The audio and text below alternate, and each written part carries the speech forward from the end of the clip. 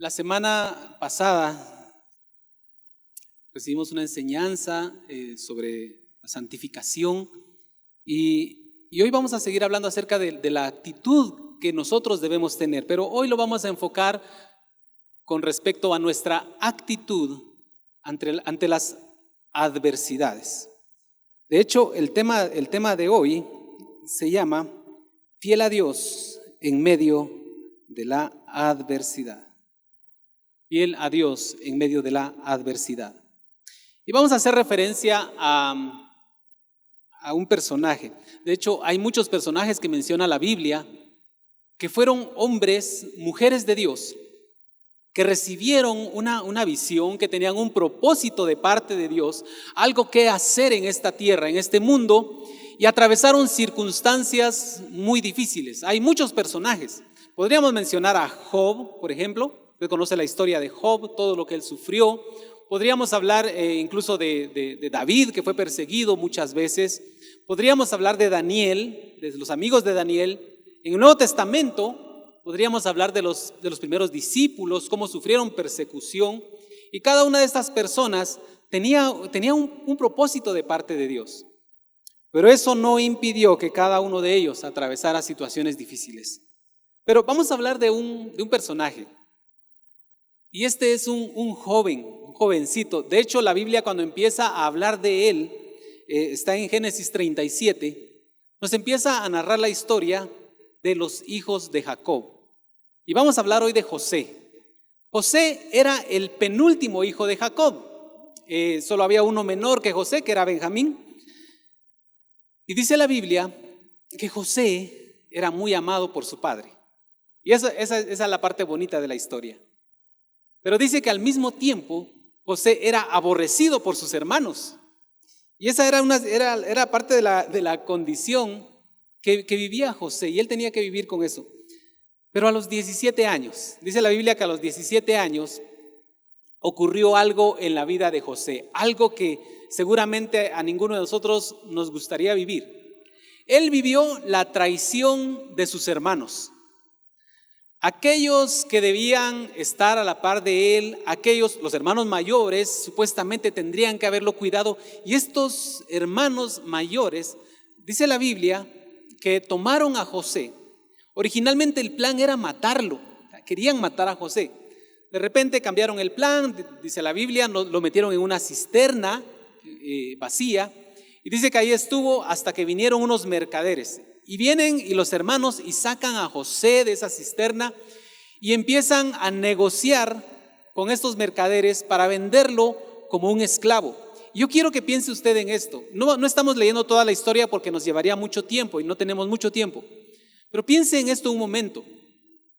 José está parado en esa reunión donde la mercancía que están negociando sus hermanos es el mismo. ¿Cómo nos sentiríamos nosotros si viéramos a esas personas cercanas a nosotros vendiéndonos por unas monedas de plata? Se puede imaginar, a los 17 años le tocó vivir esa situación tan difícil a José. Muy difícil.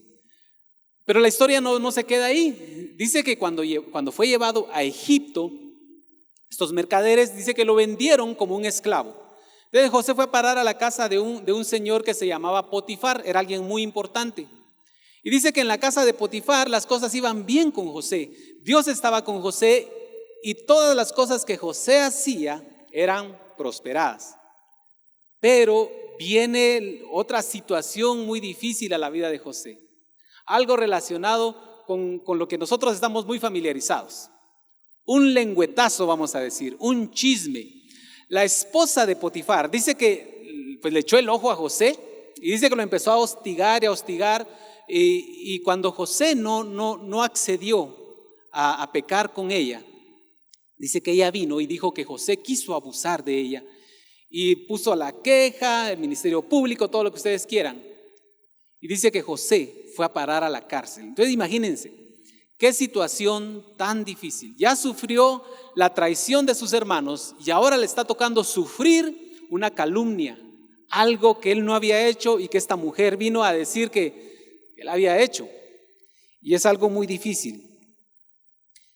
Pero más adelante, ya cuando José está en la cárcel, otra vez Dios está con José y las cosas empiezan a marchar un poco mejor para él dentro de las circunstancias. Y dice que ahí conoce a dos personajes, al copero del rey y al panadero. Y dice que viene José y un día los ve preocupados y ellos le cuentan un sueño que tuvieron. Y José les interpreta el sueño.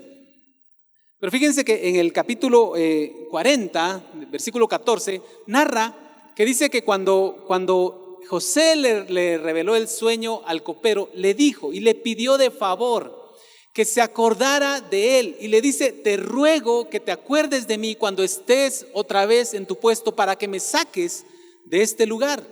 Es un ruego que José hace a este hombre, pero a este hombre se le olvidó. Y en el capítulo 41 inicia diciendo 2 años después de todo esto, dice que Faraón tuvo un sueño y 2 años después, hasta esos 2 años después, se acordó el copero de que José le había hecho una petición.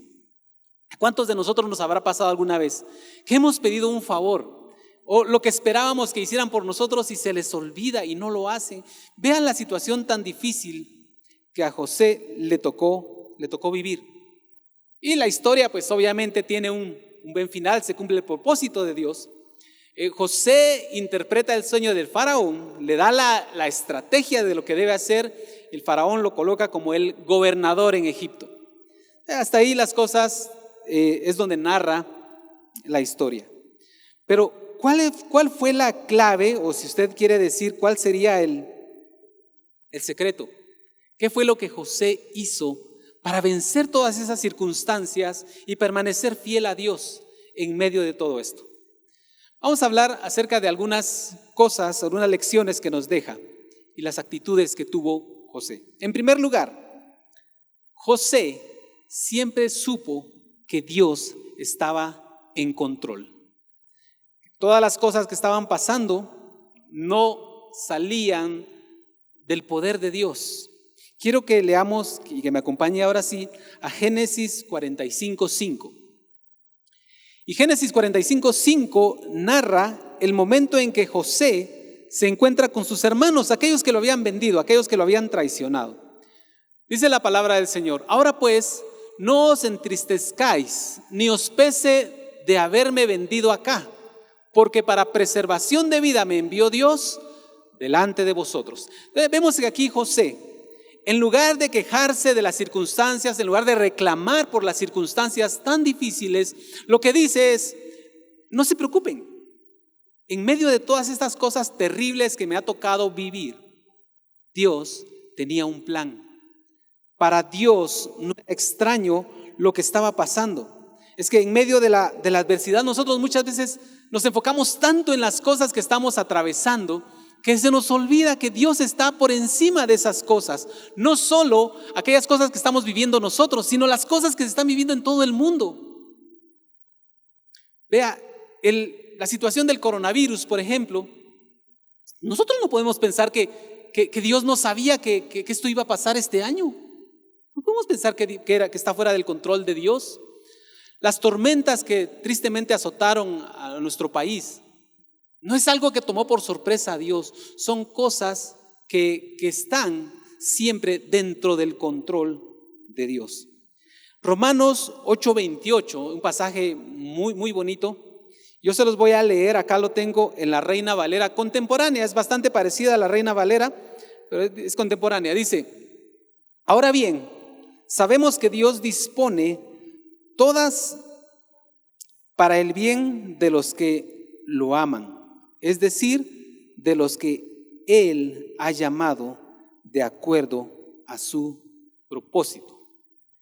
Cuando vemos que dice que Dios dispone todas las cosas, lo que está diciendo el apóstol Pablo es que cuando vienen situaciones difíciles, que nosotros les podemos llamar cosas buenas, o nosotros podemos decir estas cosas son malas, estas cosas son bonitas, o estas cosas son feas, Dios no dice esta situación es mala, esta situación es bonita o esta es fea. Él no se refiere a las cosas, a las circunstancias así.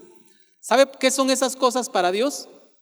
Son instrumentos, son cosas útiles que Él dispone, que Él usa, que Él coloca de tal manera que para nosotros sean de bien, para cumplir el propósito de Dios.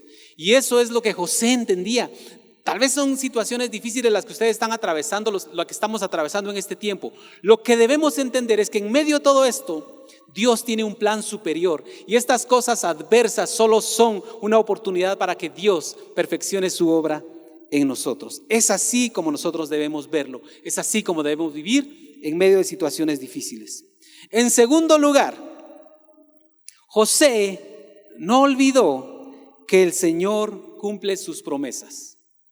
Yo creo que José tenía presente las promesas que Dios le había dado a él a través de un sueño. De hecho, él tuvo 2 sueños. En uno dice la palabra que soñó que unos manojos de trigo se inclinaban hacia su manojo de trigo. Otro sueño dice que él soñó que las estrellas y el sol y la luna se inclinaban hacia él. Y era una manifestación del propósito de Dios para José. Pero fíjense que cuando nosotros vemos la historia, vemos que José se movía en esto, en interpretar sueños. Viene el copero y el panadero y José les muestra lo que Dios iba a hacer y que Dios les había mostrado a ellos a través de un sueño.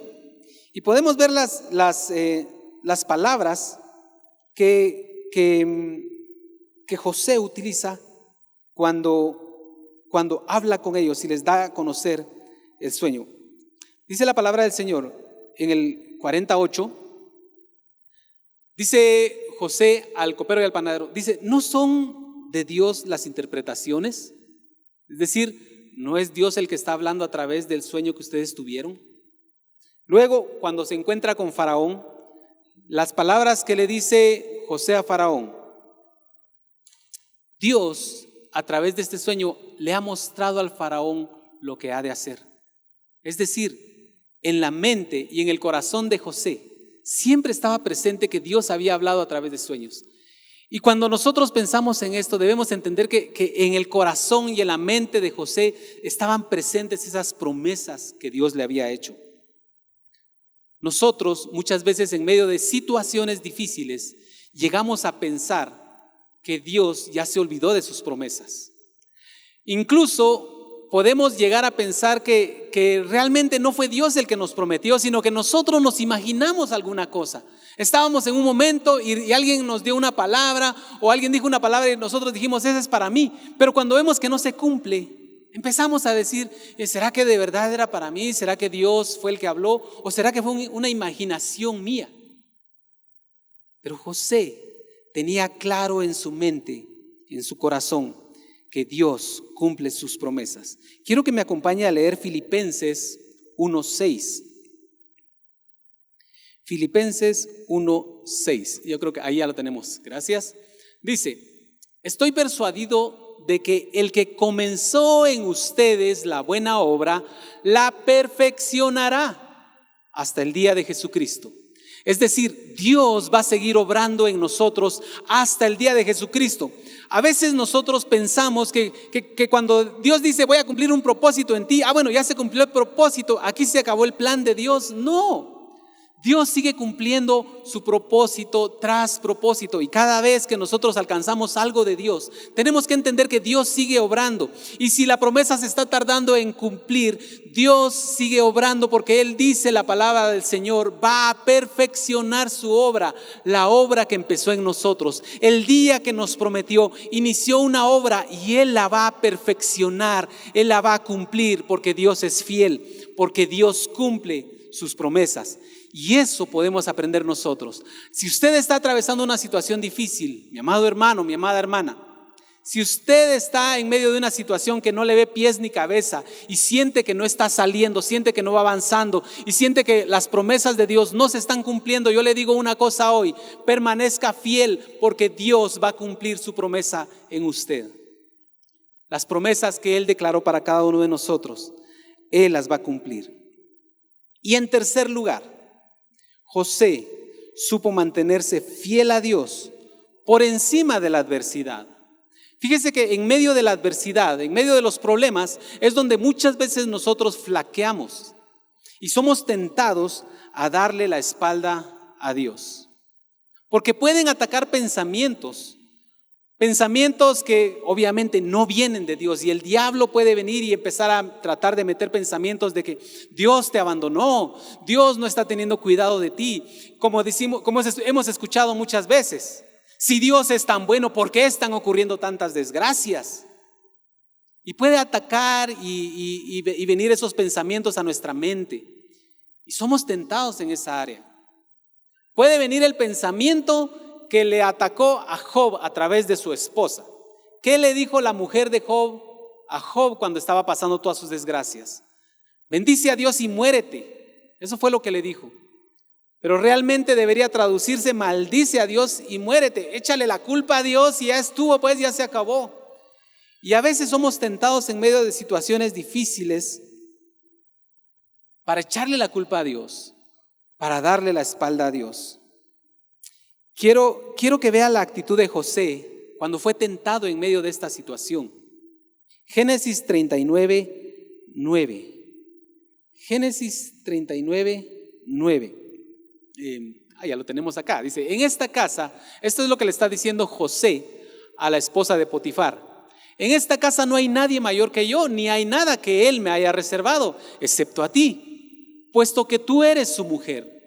¿Cómo podría yo cometer algo tan malo y pecar contra Dios?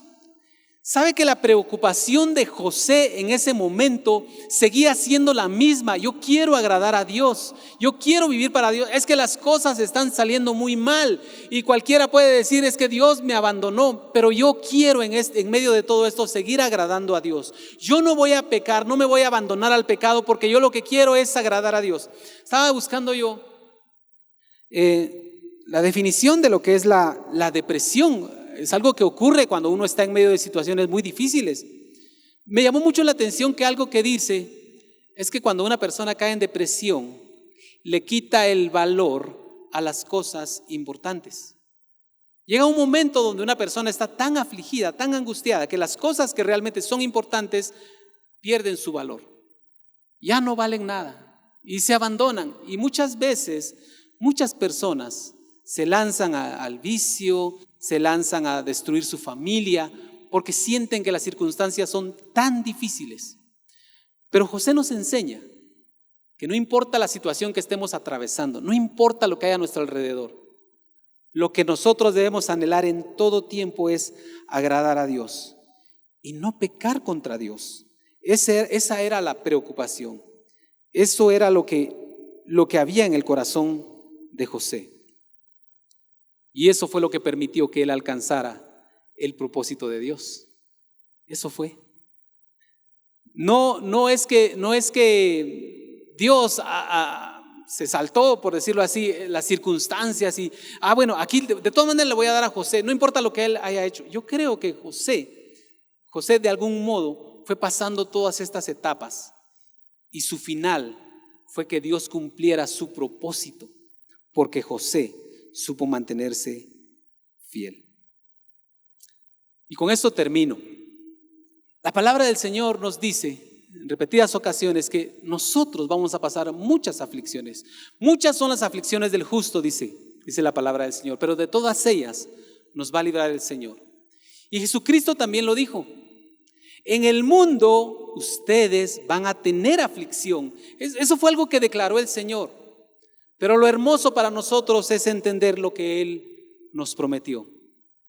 Dice: no temáis, porque yo he vencido al mundo. Y si nosotros vivimos en esa promesa, y si nosotros entendemos esto, vamos a poder mantenernos firmes en medio de cualquier situación que estemos atravesando. Podemos aprender de José, podemos aprender lo que él hizo y seguir su ejemplo. Y yo no sé cuál sea la situación que usted está atravesando hoy, o qué ha atravesado este año, o qué podrá venir a su vida. Lo que sí le puedo decir es que podemos aprender y podemos salir adelante, glorificar a Dios y que se cumpla el propósito de Dios en cada uno de nosotros. Quiero pedirle que se ponga de pie. Vamos a ponernos de pie. Estamos terminando. Y yo no sé cuál sea la situación, si usted trae alguna situación difícil, alguna carga en su corazón, algo que esté atravesando. Lo que le puedo decir es que no debe olvidar nunca que Dios está por encima de esa situación, que Dios tiene el control todavía. Dios tiene el control todavía. Solamente no olvide eso y permanezca fiel, tratando en todo momento de agradar al Señor, y va a ver cómo Él se glorifica en su vida. Levante sus manos conmigo y vamos a orar. Padre, queremos darte muchas gracias por el consejo de tu palabra. Te damos gracias, Señor, porque en tu palabra encontramos luz, encontramos vida, encontramos fortaleza. Y Señor, yo quiero pedirte en esta hora por cada uno de mis hermanos y aquellos que están pasando alguna situación difícil, Señor. Yo te quiero pedir que tú abras sus ojos, que ellos puedan verte, Señor, a ti en medio de estas situaciones difíciles. Ver, Señor, que tú eres más grande que cualquier situación. Ver que tú tienes un plan mejor, que no se va a acabar en esta tierra, sino que se va a cumplir el día que estemos en tu presencia. Señor, oro para que tú traigas paz a los corazones. La paz de saber, Señor, que tú cumples tus promesas. Si alguno está desfalleciendo, Señor, en su corazón, que hoy encuentre esa fortaleza, Señor, y que pueda escuchar otra vez en su corazón la voz de tu Espíritu diciendo: yo lo voy a hacer, yo lo voy a hacer. Señor, que en el nombre de Jesús podamos mantenernos fieles a ti, y que el anhelo más grande de nuestro corazón en medio de toda circunstancia sea agradarte a ti, sea vivir en fidelidad a ti, Señor. En el nombre de Jesús, en el nombre de Jesús. Y yo no sé, no quiero terminar hoy sin dejar de darle la oportunidad a aquellos que tal vez han estado alejados del Señor o que nunca le han entregado su vida a Cristo, que están pasando situaciones también muy difíciles. Yo no les puedo decir que Dios va a quitar toda circunstancia difícil así como por arte de magia. Lo que sí les puedo decir es que Dios les va a dar la salida, y Dios les va a dar la fortaleza para salir adelante y cumplir su propósito. Y lo primero que debe hacer es entregarle su vida a Cristo a través de una sencilla oración. Yo la voy a hacer, y si usted quiere rendirle su vida al Señor hoy, hágala en su corazón conmigo. Dígale: Señor, yo reconozco que soy pecador. Reconozco que te necesito. Y hoy vengo a confesar, Señor, mi fe en ti. Señor, reconozco que Cristo Jesús murió en la cruz por mis pecados, pero que también resucitó, y que hoy está a la diestra tuya, Padre, intercediendo por mí. Hoy te abro mi corazón y te confieso como mi Señor y como mi Salvador. En el nombre de Jesús. Amén y amén.